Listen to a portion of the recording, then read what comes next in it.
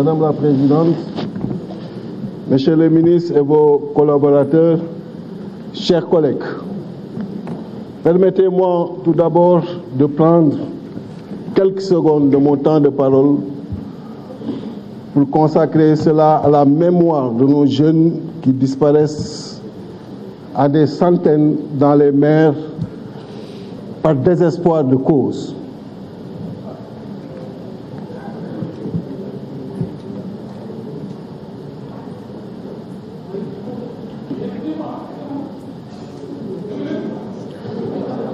Merci beaucoup, Monsieur le ministre.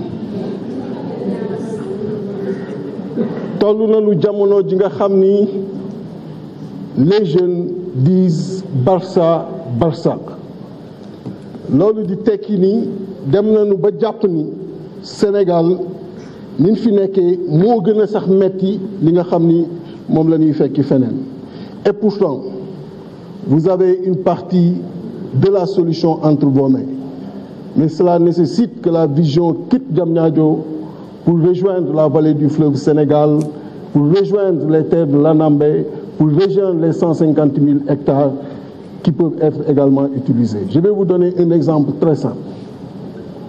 Les 10 dernières années, vous pouvez vérifier les chiffres, à part cette année, vous avez la facture céréalière qui est entre 200 et 300 milliards concernant les importations.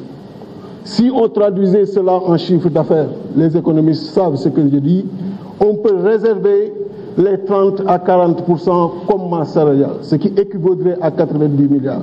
Même si on prend un jeune, on lui alloue 3 millions de salaire annuel, l'équivalent de 250 000 francs en salaire mensuel, on aurait aujourd'hui sorti 30 000 Sénégalais du chômage. Donc, on est en train de sortir des devises, d'enrichir d'autres, alors qu'on a la possibilité de l'utiliser à l'intérieur pour régler la question du chômage, mais pour également régler la question de la souveraineté alimentaire. Et cette facture est beaucoup plus élevée que le budget alloué à la jeunesse, beaucoup plus élevée que le budget alloué à l'élevage, beaucoup plus élevé que le budget alloué au développement industriel. Comment peut-on comprendre, chers collègues, qu'après 60 ans d'indépendance, que 60% de nos compatriotes restent encore au niveau 1 du classement des besoins de la pyramide de Maslow. Ils ont aujourd'hui des préoccupations de ventre et des ventres exposés aux cours mondiaux.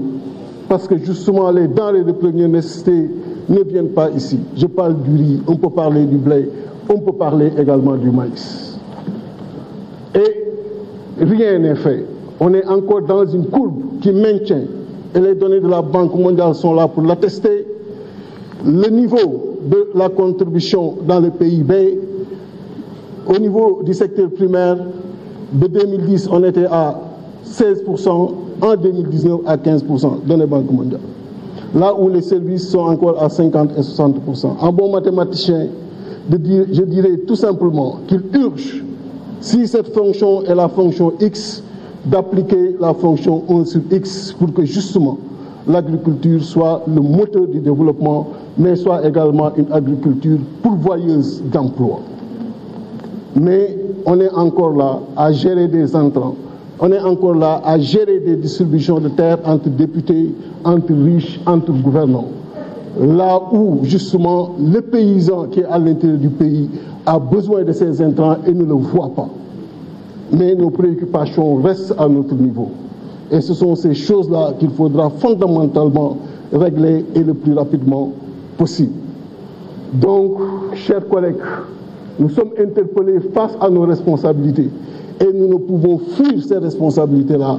Et aujourd'hui, cette responsabilité en premier est entre les mains de nos gouvernements, entre les mains du président de la République, Macky Sall. Le chômage doit et impérativement doit être réglé par l'agriculture en grande partie. Vous en avez cette responsabilité-là. Donc, il faudrait que cette vision, je l'ai dit tout à l'heure, quitte Diamniadio et rejoigne la vallée du fleuve Sénégal, l'Anambé, pour que ces terres soient exploitées et nous détacher du manque de souveraineté qui nous a brutalement aujourd'hui mis devant nos faiblesses quand la Covid est arrivée, parce que le 3 avril 2020, quand les acteurs faisaient leur conférence de presse, on était juste à 3 mois de stop, ce qui est inacceptable.